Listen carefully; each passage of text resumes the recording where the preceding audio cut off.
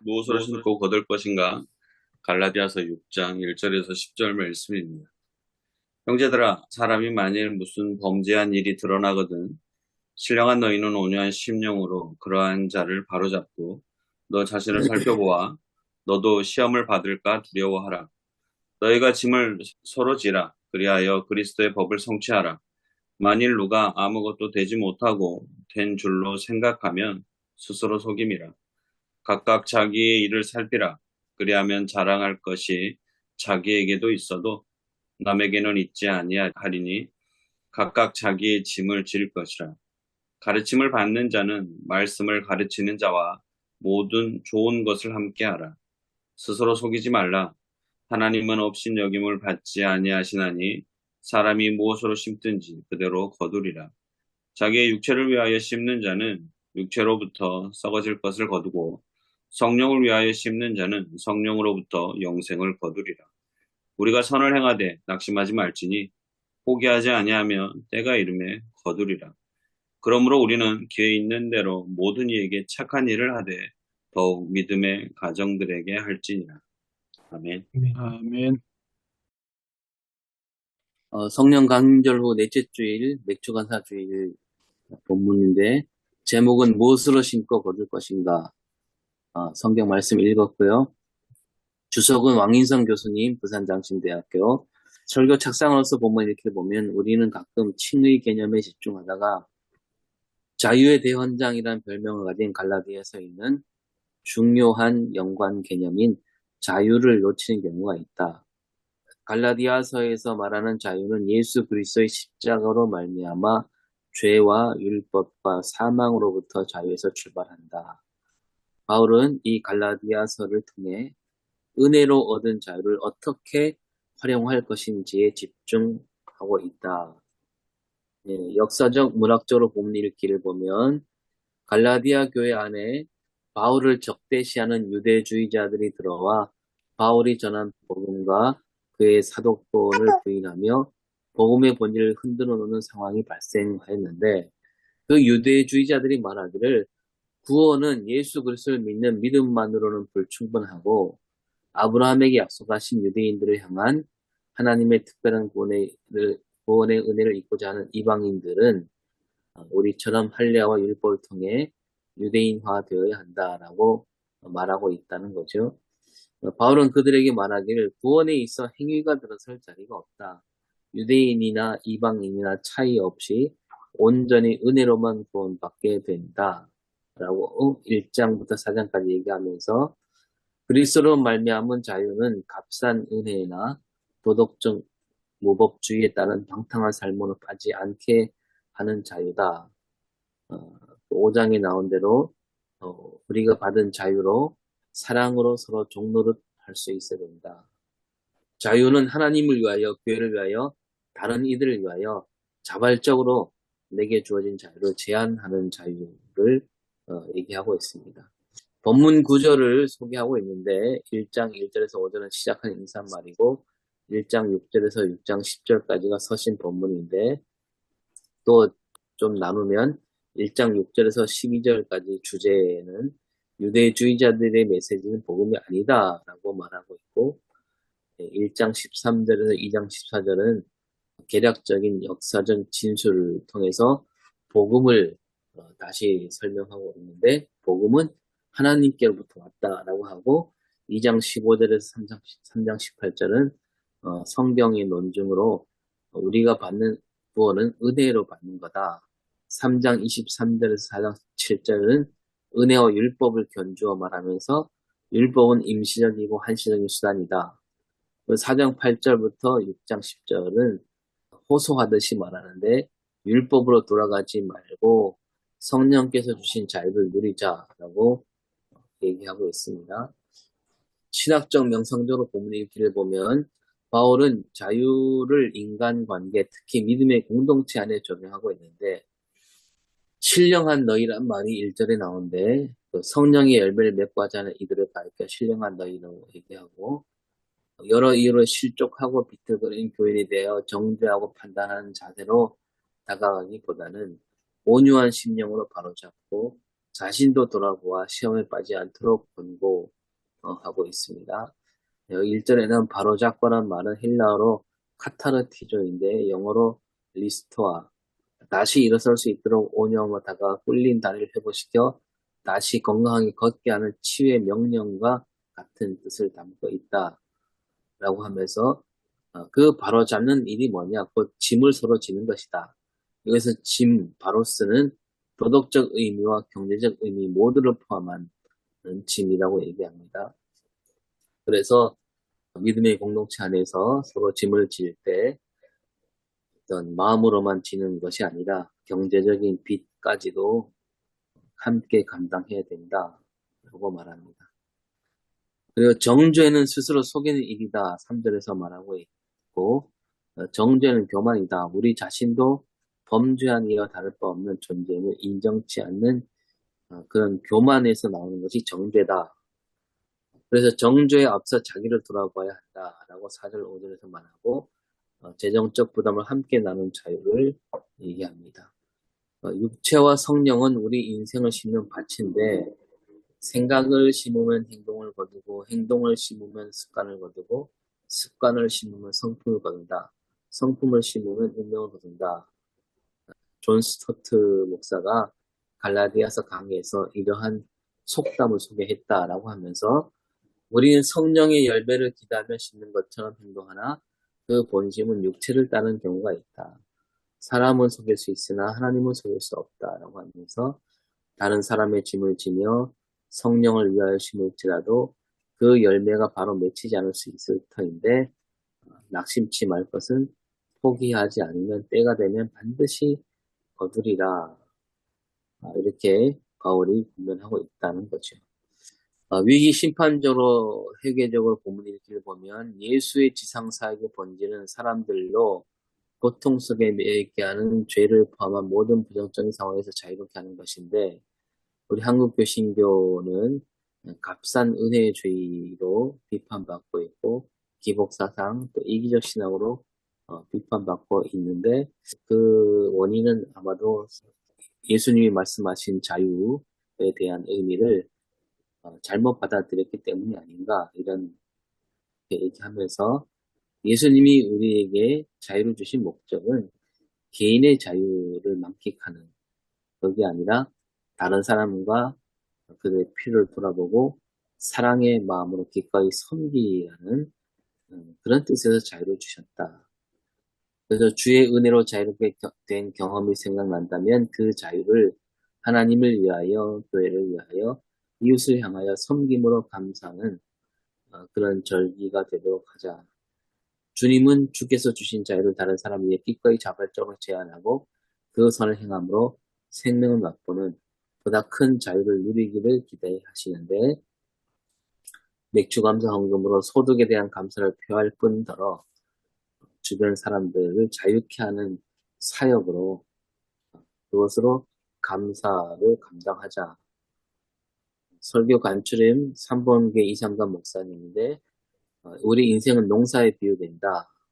그런데 그리스도인들의 신앙도 심는 것에 따라 거두는 것이 달라진다라고 하면서 그리스도인이 인생 농사를 어떻게 지어야 되느냐 얘기하면서 세상이 말하는 자유, 성경이 말하는 자유와 어떻게 다른지 얘기하고 그리스도인의 인생 농사 비결 7가지를 오늘 본문 말씀 구절을 추려서 이렇게 얘기하고 있습니다. 성령을 위하여 심고 거두기 나보다 연약하고 힘든 누군가를 구체로 도와주자 시간 물질 자를 나눠주자 이렇게 결론을 짓고 있습니다. 함께 생각해 볼 문제는 4절 말씀에서 각각 자기 일을 살피라 그리하면 자랑할 것이 자기에게는 있어도 남에게는 있지 아니하리니 라고 했는데 이 말씀을 어떻게 우리가 풀어야 될까? 자랑할 것이 자기에게 있다? 이게 무슨 뜻인지 잘 모르겠더라고요. 두 번째, 성령을 위하여 심으면 영생을 얻는다 했는데 그렇다면 아직 우리가 영생을 얻지 못했다라는 그런 뉘앙스로 들리는데 또 이 부분은 어떻게 우리가 풀어야 될까? 그리고 또 착한 일을 하되 더욱 믿음의 가정들에게 하라 그랬는데 이것도 좀 집단 이기주의로 비춰지지 않을까 그런 염려가 있어서 어, 생각해 볼 문제를 정했습니다. 이상입니다. 네, 감사합니다.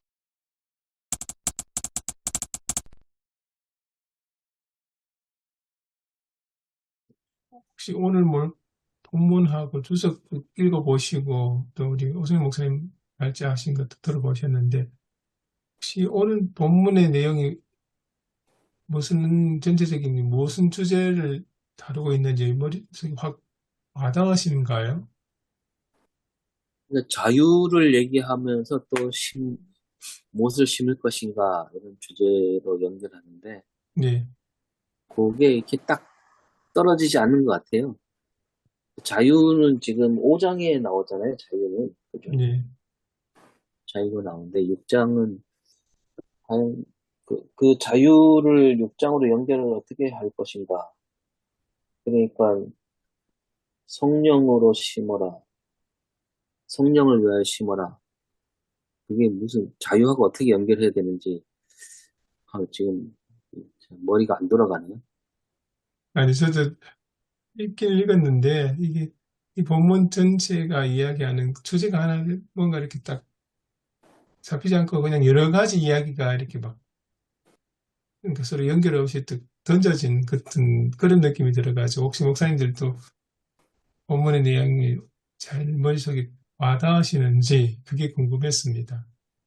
그러니까 자유를 얘기하지 말고 그냥 심는 거, 무엇을 심을 것인가 그거에만 초점을 맞추면 되지 않을까. 또 그 감사주일하고도 이어질 수 있을 것 같고요.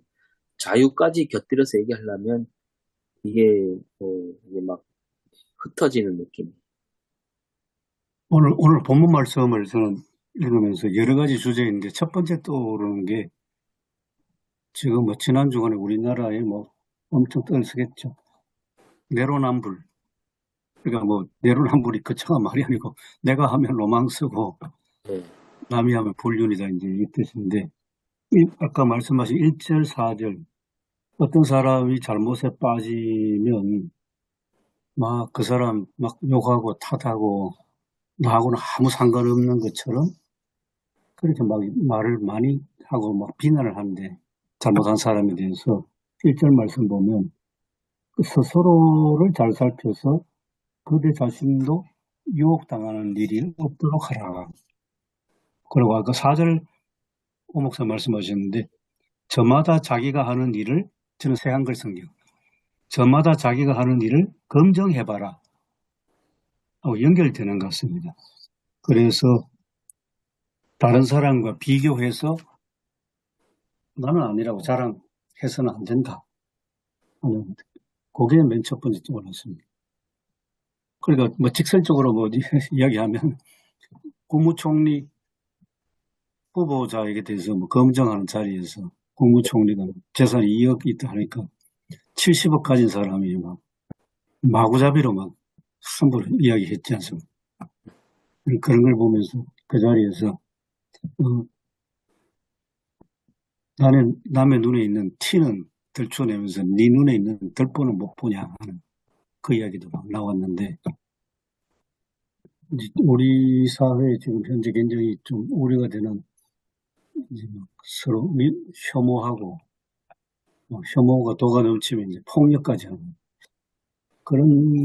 그런 것과 연관되지 않을까 그 생각까지 해봤습니다. 네, 그렇게 연결을 해도 되겠네요. 네. 예수님이 말씀하신 들보를 보지 못한다. 그러니까 비판보다는 회복, 네. 바로 세움. 예, 맞습니다. 회복이 중요한 단어입니다. 그리고 그 회복이라는 것도 다른 이절에 따르면 서로 짐을 지는 것 그런 의미로 연결되는 것 같습니다. 그래서 여기 본문의 내용들이 다 이제 공동체 안에서 서로의 그 관계 속에서 어떻게 지낼 것인가 그런 게 이제 초점이 맞춰진 것 같습니다. 정죄하고 비판하고 깎아내리기보다는 그 사람이 온전한 그리스도인으로 설 수 있도록 이렇게 도와주는 그런 쪽에 초점이 맞춰진 것 같습니다. 그런 게 이제 서로 짐을 지는 것, 그렇게 해석이 될 것 같습니다. 그래서 아까 추석 보니까 아이고 쉽진 않다 싶은 게 그 사람이 뭐 경제적으로 뭐 어렵다든지 빚을 지고 있으면 이제 네. 그 짐도 져주라 이제 네. 그런 거 보니까 아 이거 쉬운 말씀 아니고 초대교회는 그렇게 했잖아요. 그죠? 예 근데 그게 이제 요즘은 우리가 제도적으로 사회복지제도 이런 걸 통해서 그게 실현되고 있지 않나 이런 생각이 들거든요. 예, 그렇죠. 세금 걷어가지고 네. 세금 뭐 얼마 이하 면제해주고 뭐 이런 것들이 결국 그게 성경의 내용을 실천하는 제도가 아닌가. 예 맞습니다. 그래 보입니다. 예. 그러니까 그리스도인들이 나서갖고 그런 제도에 대해서 적극 찬성하고 물론 이제 그게 자기 돈이 이제 세금으로 거두난 거니까 자기가 직접 못하면 그런 제도에 대해서 더 적극적으로 찬성을 하고 또 독려하고 해서 우리 사회가 그런 방향으로 나가도록 하면 그게 성경 정신을 실천하는 것이다. 이렇게 연결해도 되지 않을까 싶네요. 그러니까 지난 정권에서는 뭐 돈 많이 벌려면 더 많이 일해라 뭐 이런 식의 정책이잖아요. 그 성경하고는 전혀 반대로 나가는 거 아닙니까? 전형적인 자본주의 사회의 정신이라고 할 수 있겠죠. 거기보다는 오늘 본문도 그러고 지향하는 게 이번 정부에서 지향하는 것은 최소한의 그 밑에 인간다운 삶을 보장하는 데 초점을 맞추는 것 같기도 하거든요.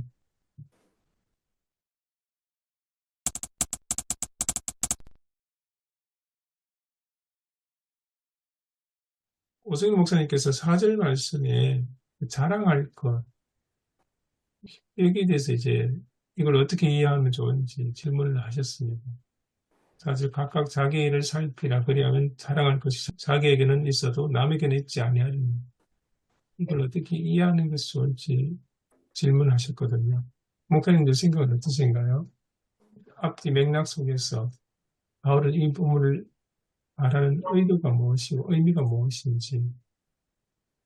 한글 성경은 자기가 한 일을 이렇게 스스로 보면서 혼자서 우쭐댄다고 그렇게 번역해 놨습니다.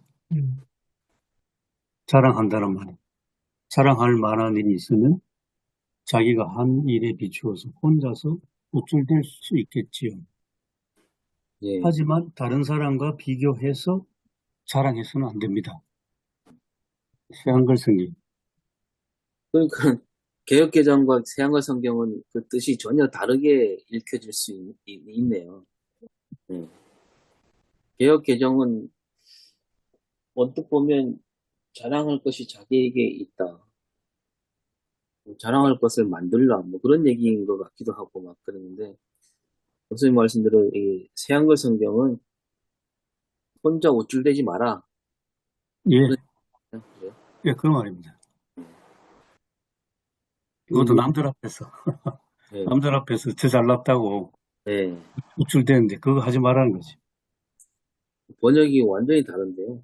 예, 제가 이 부분은 이제 챗 GPT를 한번 이렇게 해봤더니 첫 번째로 이제 남과 비교하지 말고 자신을 돌아보라는 것, 그다음에 두 번째 건강한 자부심과 책임 강조를 이렇게 얘기하면서 정리를 이렇게 해놨습니다. 남의 기준이 아니라 하나님 앞에서 충실한 삶을 살 때에 진정한 자부심이 이제 자랑을 이제 갈로 열고 이제 자랑이라고 해놨고 그런 자부심이 진정한 자부심이 생긴다는 뜻이면서 그래서 이 자랑은 경쟁심에서 나오는 교만한 자랑이 아니라 자기 자신의 성실한 삶과 신실한 섬김에 대한 정직한 평가. 그래서 나는 남보다 낫다는 그런 자랑이 아니라 나는 하나님 앞에서 나에게 맡겨진 일을 잘 감당했다는 감사의 표현. 아이고, 참 훌륭하게 해놨습니다. 예. 챗 GPT 대단하네. GPT가 요즘에 아주 그냥 잘 쓰면은 아주 좋은 비서 같습니다. 어이구, 참 대단하다. 어떤 주석보다도 더 완벽하게. 사절만 이제 딱 분리해서 놓을 게 아니라 1절과 4절을 같이 묶어서 이렇게 보면 좋겠다 생각이 들어요. 보니까 우리 목사님 그 말씀을 생각하면서 예, 그 1절에는 이제 그런 그 공동체 내에서 뭐 잘못한 사람을 뭐 정지하고 보다도 그러기 오히려 회복이죠. 그 회복과 복원에 이제 포커스를 맞춘다면은 이제 4절에 와서는 오히려 자신을 성찰하고 또 자신에게 주어진 책임을 성실하게 수행하는 것으로 그러면서 이제 공동체 내부에 다른 사람 잘못한 사람을 같이 이렇게 조금 회복시켜주고 그럼 자신을 돌아보고 그럼 1절과 4절이 이렇게 자연스럽게 연결되지 않나 그런 생각이 듭니다. 예. 예. 그리고 4절 다음에 오히려 3절을 읽으니까 좀 더 분명하게 들어옵니다. 세한 걸 보면 어떤 사람이 아무것도 아니면서 자기를 대단한 사람으로 생각한다면 그는 스스로를 속이는 것입니다. 예, 4절에 우쭐대는 것, 그 다음에 3절에 스스로를 대단하다고 느끼면 자기 스스로를 속이는 겁니다. 그러니까 하나님 앞에서 비춰봐야 되는데 남들하고 이렇게 비교하고 경쟁하듯이 나는 대단하다. 이제 이게 이제 스스로를 속이는 하나님 앞에서 스스로를 속이는. 어쩌면은 자기를 성찰하고 자기를 돌아보는데 자기보다 못한 사람 그 기준으로 삼아가지고 나는 쟤보다 나으니까 이 정도야 이렇게 하는 것에 대한 경고의 말씀이 아닌가 싶기도 합니다. 하나님 각자에 맞게 요구를 하시는데 예를 들면은 주일날 매주 예배드려 오는 사람이 이제 가끔씩 빠지는 사람 보고 나는 저보다 나아 이렇게 생각하는 것 자체가 하나님 보시기에는 그렇게 올바르지 않은 게 아닐까 그런 생각도 듭니다. 기준을 자꾸 밑에다가 두고 자기를 위에 세우는 게 그런 것에 대한 경고가 아닌가 싶기도 합니다. 조신호 목사님 챗 GPT 보고 하셨듯이 기준이 하나님께 둬야 되는데 자기 자신에게 기준이 있어서 자꾸 남하고 이웃하고 비교해서 내 잘났다고 하는. 근데 공동체 안에서 그런 모습들이 정말 많은 것 같아요. 실질적으로. 그게 이제 실제죠, 이제. 비교하는 거에서부터 나는 저 사람보다는 내가 헌금도 더 많이 하니까 교회에서 이제 주인 노릇하는 것이고 또 봉사도 그래요. 봉사 많이 하는 사람이 큰 소리 치잖아요. 그래서 안 한 사람들을 그냥 오히려 그 상대적 우위에서 얘기를 하는 거고 그런 것 같아요. 또 직분의 중함만큼이나 또 중한 짐을 져야 되는 건데 그래서 사실 그 더 큰 십자가를 져야 되는 건데 그걸 하지 않으니까 문제가 발생하고 오늘 새벽에 제가 이제 새벽 기도 드리면서 이제 그런 이제 얘기를 했어요. 이제 우리가 상대방을 바라보면서도 또 우리 스스로도 하나님의 백성이라는 것, 주의 백성이라는 것을 하나님의 자녀라는 것을 생각을 안 하고 세상적인 자꾸 생각으로만 자꾸 하니까 교회의 문제들이 자꾸 발생하는 것 같다는 그런 얘기를 했습니다. 그게 뭐냐면은 예를 들어서 이제 그런 얘기도 잠깐 했는데 그게 이제 참 그런 말을 자꾸 하면은 좀 별로 좋지는 않은 얘기인데 한국 교회가 누구한테 사실 문제가 있나? 목회자가 문제가 있지 않는가? 아무것도 모르는 성도들이야 무슨 문제가 있을까?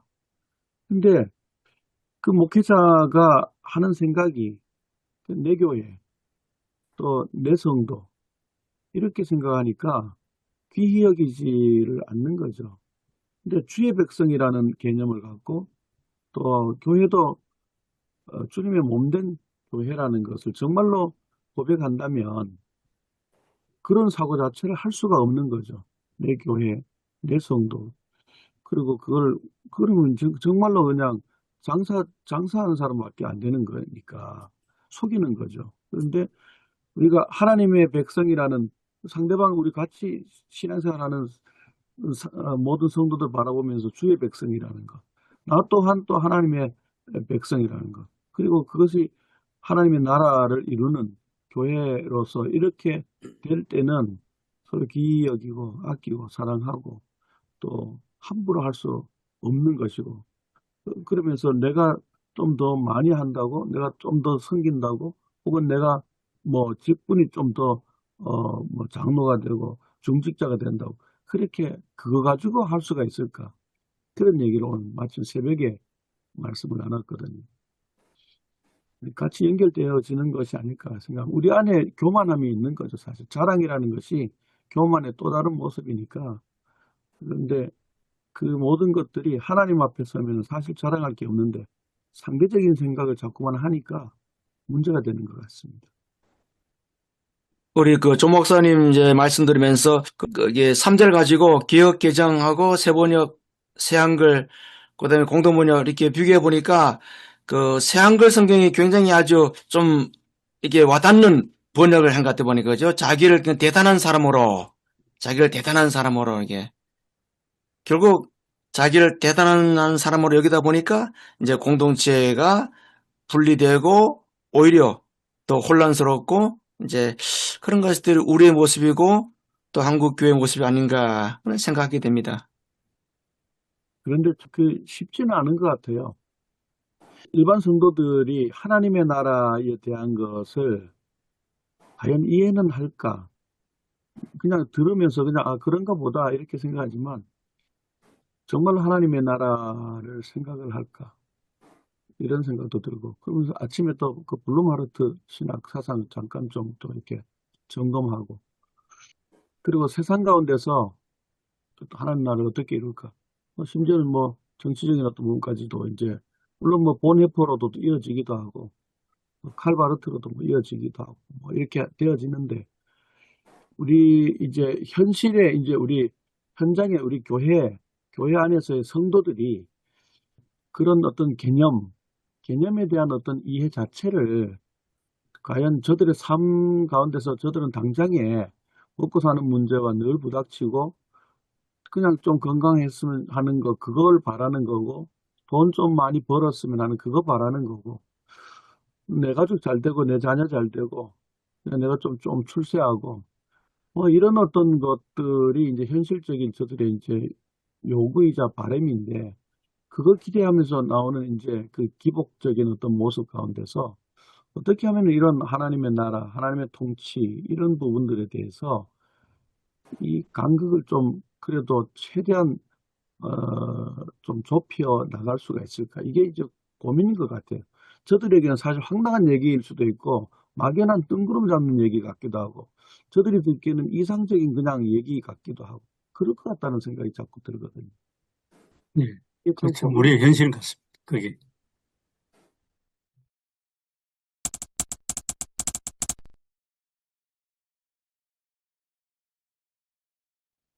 다음 주일인 맥추감사 주일인데요.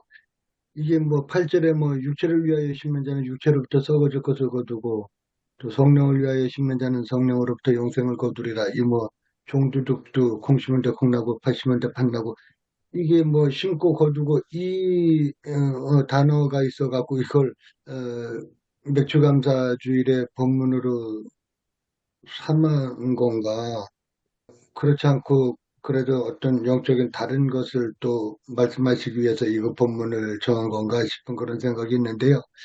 사실 우리가 뭐 추수감사주일은 뭐 도농 교회들이 다 하고 있습니다만 맥추감사주일 같은 경우는 시골 교회도 이제는 보리 농사를 짓지 않고 있기 때문에 옛날에는 실제로 맥추감사절 때는 보리쌀 그걸 갖고 와서 뭐 한 마리씩 뭐 몇 대씩 이렇게 헌금하고 그런 적이 있었거든요. 옛날에는 아주 어렸을 때.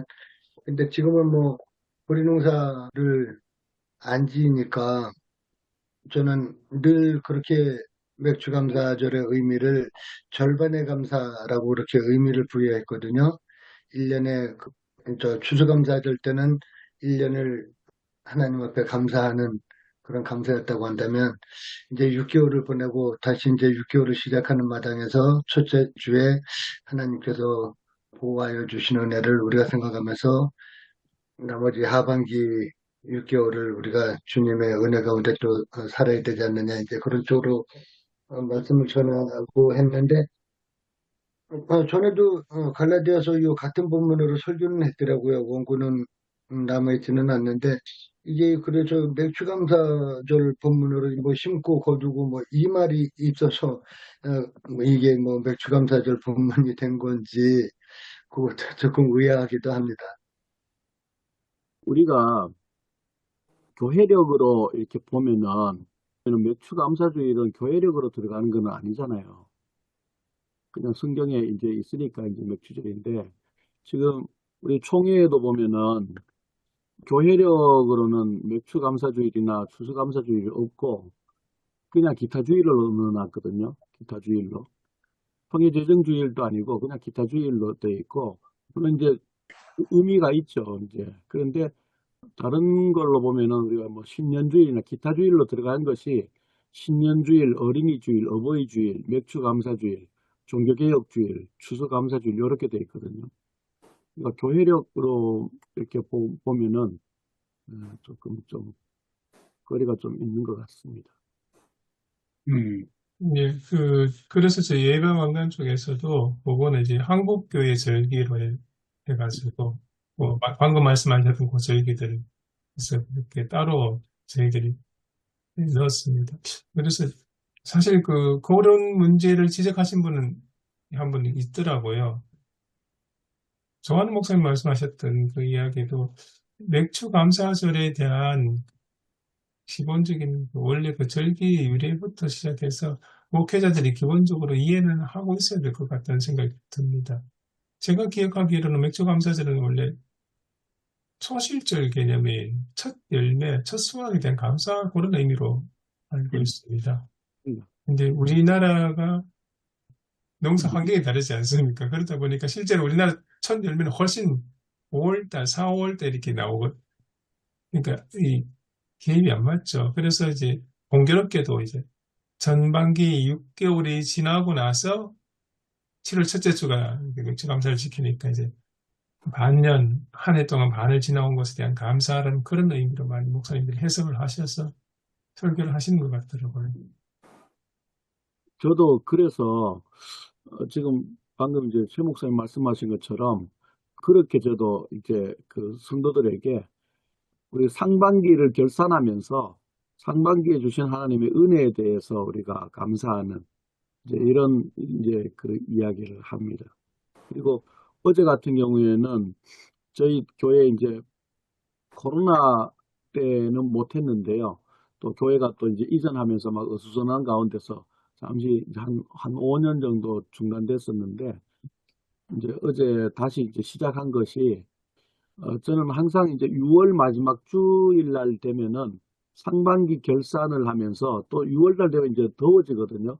무더워지니까 5월달에는 가정의 달이고 뭐 또 행사도 많고 하니까 사람들이 교회 그래도 이렇게 뭔가 좀 복적복적 하는 것 같은데 6월달 되면 이상하게 해마다 이렇게 체크를 해보면은 주일 성수가 잘 안 되고 이제 이런 어떤 모습들이 있어서 이제 환경과 상황 때문에 이렇게 열심히 이제 사라지고 이렇게 하면 안 되겠다 해서 6월 마지막 주일 날 되면 상반기 결산, 그 다음에 하반기 헌신의 결단의 주일로 해가지고 헌신 예배를 가져요. 그래서 모든 기관, 재직, 또 구역, 그러니까 그걸 합치면 전 성도가 돼요. 그래서 그 연합 헌신 예배를 해가지고 했는데 어제 우리는 너무 좋았었습니다. 가까이 계시는 이제 목사님, 우리 같은 시찰에 있는 목사님, 이제 그 마침 메시지가 십자가를 누가 질 것인가에 대한 이제 말씀을 나눴어요. 그랬는데 너무 은혜로웠습니다. 그래서 같이 나눕니다.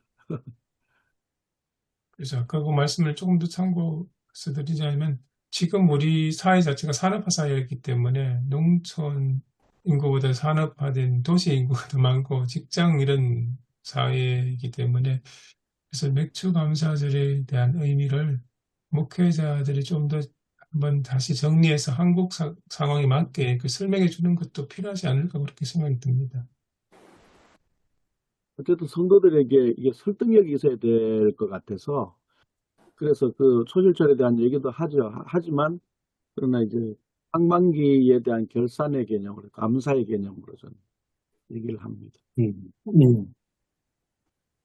어찌 보면 그죠. 한국 교회가 이 맥주 감사절을 제가 볼 때는 좀 교회 재정 이렇게 충당에 거기에 많은 포커스를 맞추지 않았나. 그러면서 뭐 그 감사하면서 우리가 하자. 그래서 좀 우리가 이제 물론 이제 우리가 그런 의미도 있고 또 저도 본문을 보면서 또 뭐 제가 목회하는 현장이 또 농촌이니까 어떻게 포커스를 맞출 것인가. 물론 이제 8절에 뭐 심고 뭐 거두고 이렇게 나오는 내용이지만서도 오히려 이걸 이제 오히려 하나님의 법칙을 어떻게 따를 것인가. 뭐 반드시 물론 이제 콩을 심어야 이렇게 다시 콩이 발에 나듯이 마찬가지로 우리의 그리스도의 삶도 이제 1절 아까 우리 나누었던 대로 그런 삶 서로 간에 포용하고 또 이번에 그 국회 그 청문회 과정을 보면서 어떤 사람은 오히려 자기 자신의 치부가 드러나니까 오히려 그거는 왜 하느냐. 소위 말하면 아주 내로남불의 그런 것을 전형적으로 보여주는 건데 그러면서 포용과 그다음에 이제 자기 자신을 돌아보는 그러면서 이렇게 삶을 돌아보는 어떤 맥주 감사절 그렇게 설교 방향이 가야 되지 않나 그런 생각이 듭니다. 오늘 이 본문은 주제가 감사가 아니고 어떤 그 공동체의 생활 규범이랄까 그리스도인들의 어떤 그 생활 규범 같은 그런 쪽이지 감사에 대한 그런 주제는 아닌 것만은 확실한 것 같습니다. 전체 내용도 그런 경향이 있죠. 그리고 뒷부분 6절부터 10절까지가 이제 주로 이제 이야기가 언급되는 게 그 심고 거두는 이야기가 되는 이게 이제 심고 거둔다는 그 유비 자체가 그 농사에 관한 거지 않습니까? 그걸 이제 공동체에 가져와 가지고 대입해서 이제 설명을 하신 것 같아요. 공동체 안에서 심는다는 것, 또 사랑을 심고 섬김을 심고 그러면서 공동체를 갖고 가는 그런 차원인 것 같은데 이 심고 거둔다는 이 유비를 가지고 이제 맥주 감사절 감사하고 이렇게 쭉 연결하다 보니까 좀 더 깊이 보면 좀 정확하게 연결은 잘 안 되지만 기본적으로 심고 거둔다는 그 의미로 해서 이제 맥주 감사절 본문이 된 것 같기도 합니다.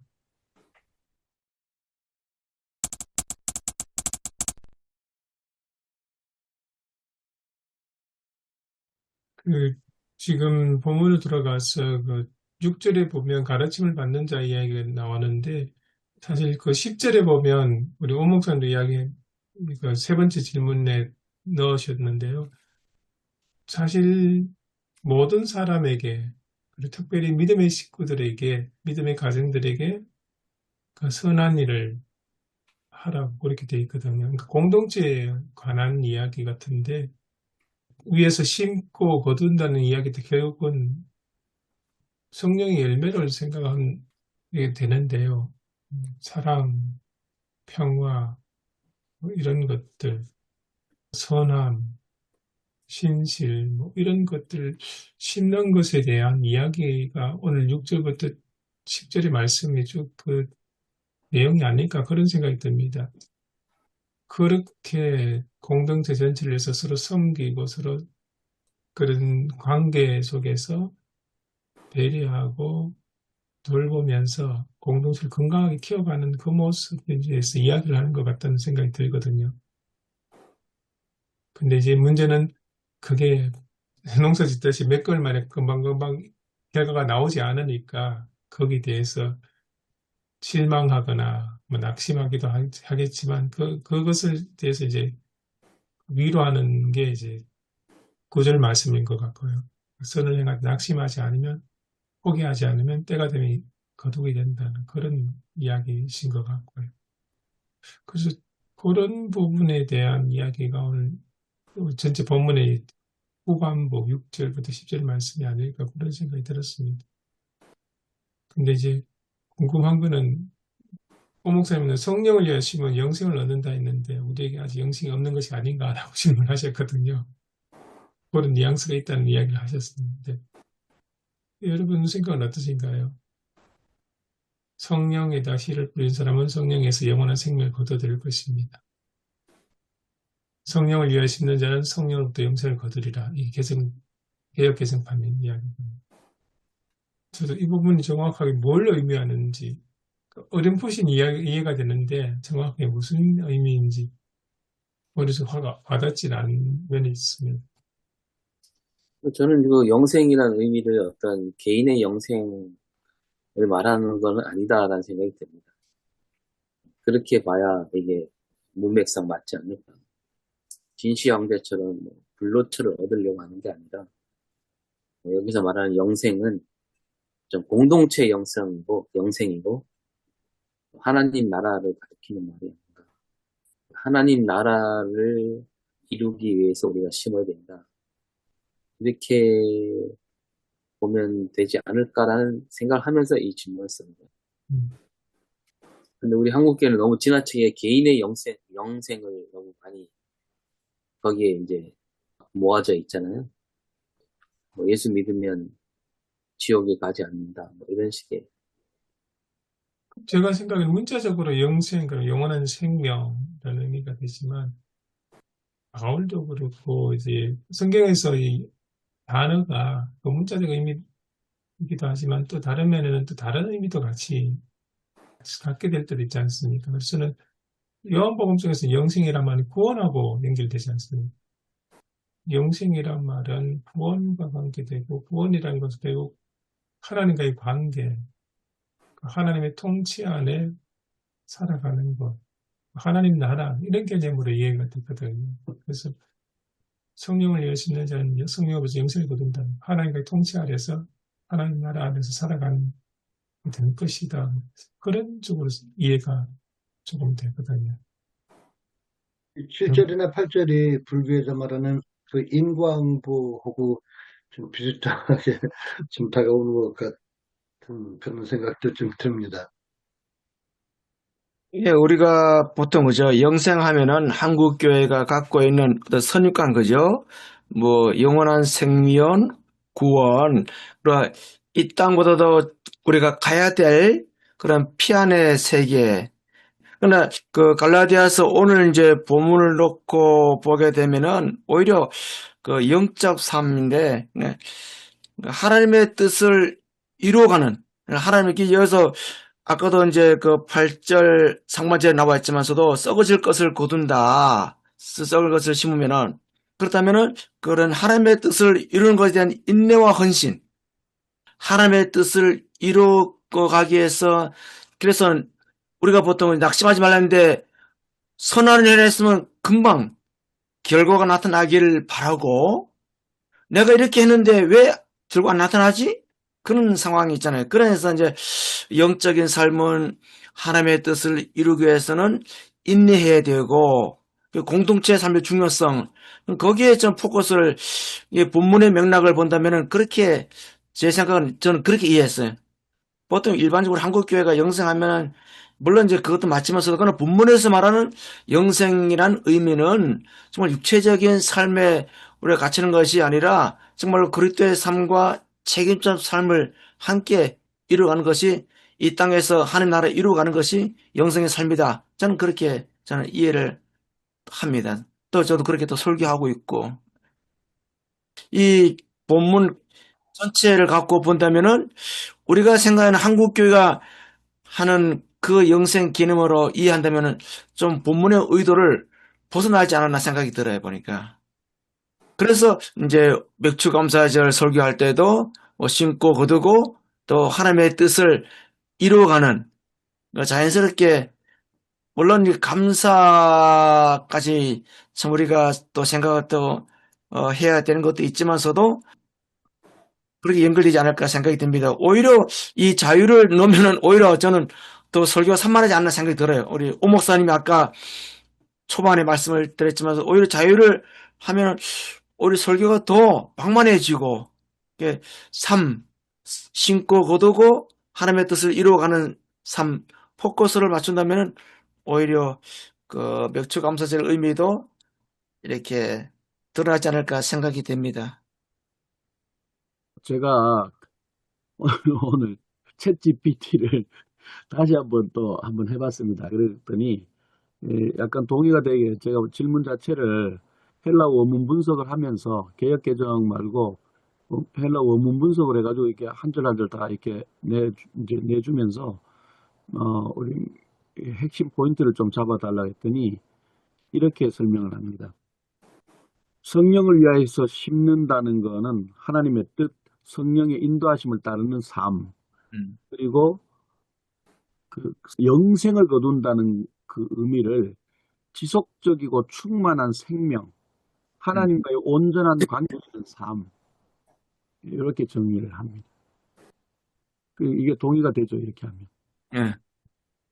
요즘 뭐 지속 가능한 뭐 이런 이야기를 수식어로 많이 쓰는데 여기에서 말하는 영생도 어떤 목표로서의 영생이라기보다 기독교 공동체를 지속 가능하게 이끌어갈 수 있는 어떤 원동력이 되는 것, 그것이 곧 서로를 받아주고 서로를 이렇게 덮어주고 모든 좋은 것을 또 함께하고 이 공동체의 그 어떤 그런 착한 일들이 끊임없이 일어날 때에 지속 가능한 우리 그리스도의 공동체가 이루어질 수 있다라는 그런 의미에서 이 갈라디아서 이 본문이 쓰여지고 편지로 전해진 것이 아닌가.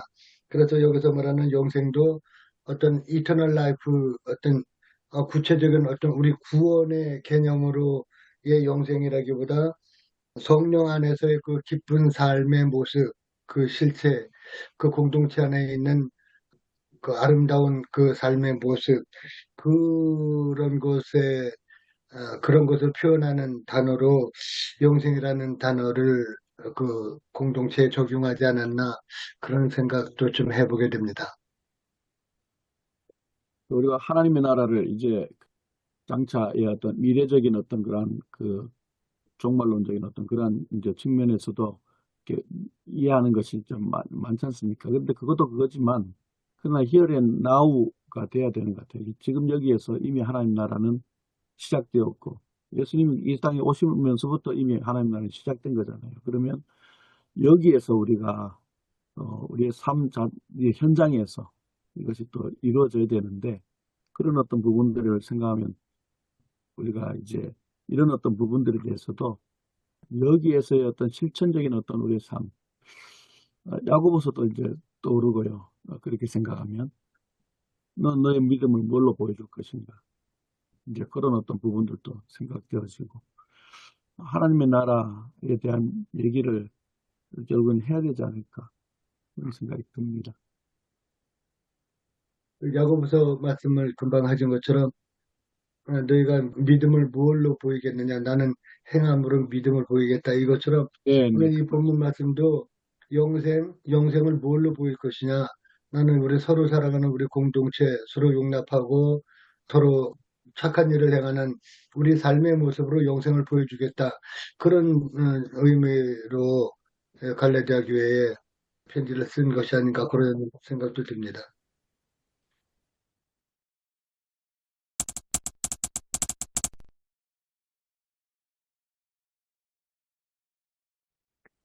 다가오는 주일 이 본문이 이제 맥주 감사주일 본문이지 않습니까?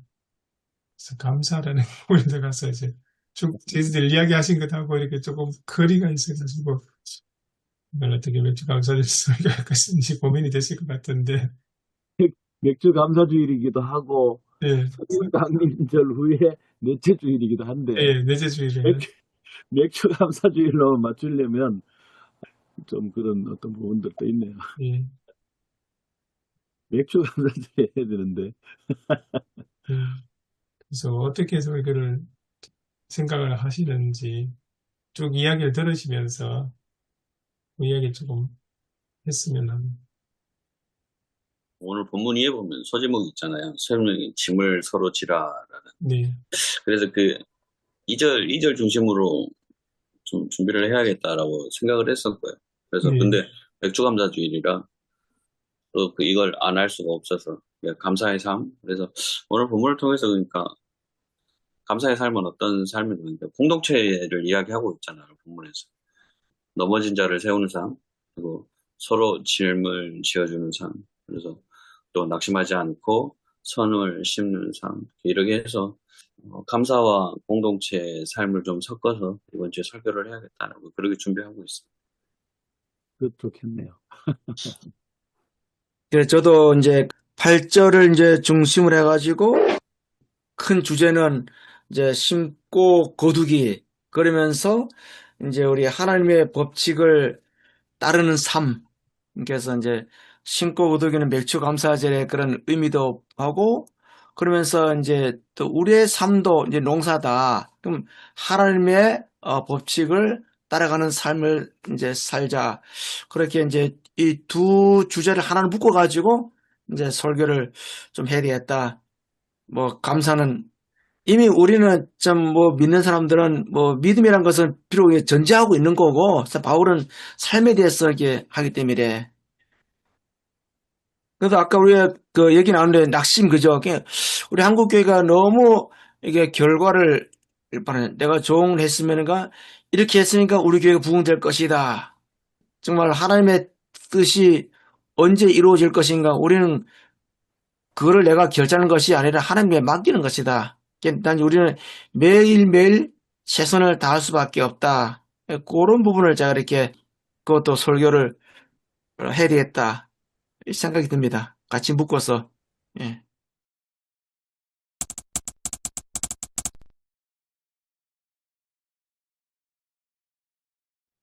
하나님 은혜를 감사드립니다. 오늘도 어제 주일을 마치고 또 이른 아침부터 다음 주일 말씀을 위해서 함께 나누었습니다.